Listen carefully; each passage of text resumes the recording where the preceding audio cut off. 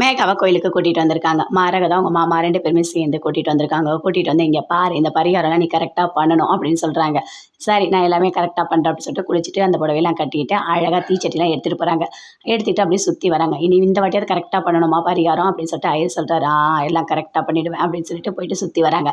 நல்லபடியாக முடிச்சுட்டு அடுத்தது நீ ஆணிக்கால் அதை வந்து அந்த செருப்பு போடுமா அப்படின்னு சொல்கிறாங்க. அதே மாதிரி அந்த செருப்பை அழகாக போடுறாங்க. போட்டுட்டு அப்படியே நடந்து வராங்க.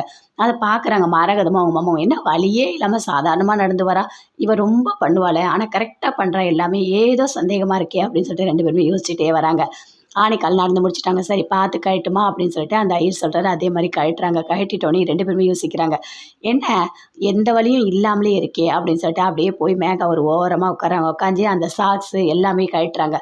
அப்பா இப்போ தான் கொஞ்சம் சரியாக இருக்குது, இந்த அடியும் படலை அப்படின்னு சொல்லிட்டு. அதுக்குள்ளே அதை கரெக்டாக மரகதம் அவங்க மாமா 2 பேருமே பார்த்துட்டு வந்து கேட்குறாங்க. என்ன ஆச்சு? என்ன நீ இப்படி பண்ணியிருக்க? ஆணிக்கால் நடக்க சொன்னால் நீ அதுக்குள்ளே நிறைய சாக்ஸ்லாம் போட்டு குத்தாத அளவுக்கு பண்ணி வச்சுருக்க அப்படின்னு சொல்லிட்டு கேட்குறாங்க.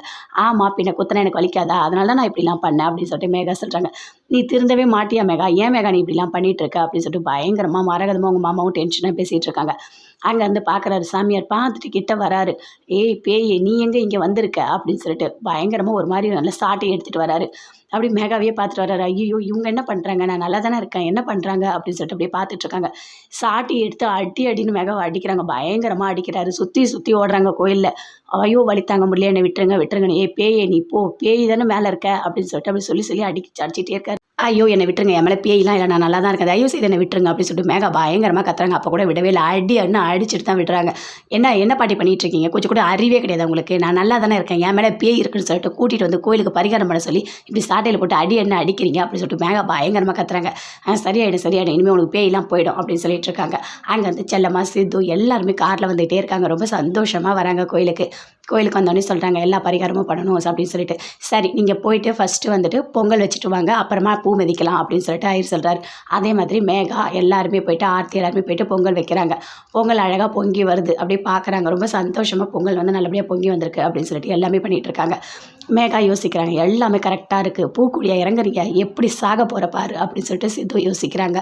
அதே மாதிரி அந்த ஆளுங்கிட்ட வந்து சொல்கிறாங்க. இங்கே பாருங்கள் மேகா, நீங்கள் சொன்ன மாதிரி நல்லா அந்த பூக்குழி வெட்டிட்டோம், அதை நல்லா ஆழமாக வெட்டியிருக்கோம், அவங்க காலை வச்சா அப்படியே விழுந்து அதுலேயே செத்து போயிடுவாங்க அப்படின்னு சொல்கிறாரு.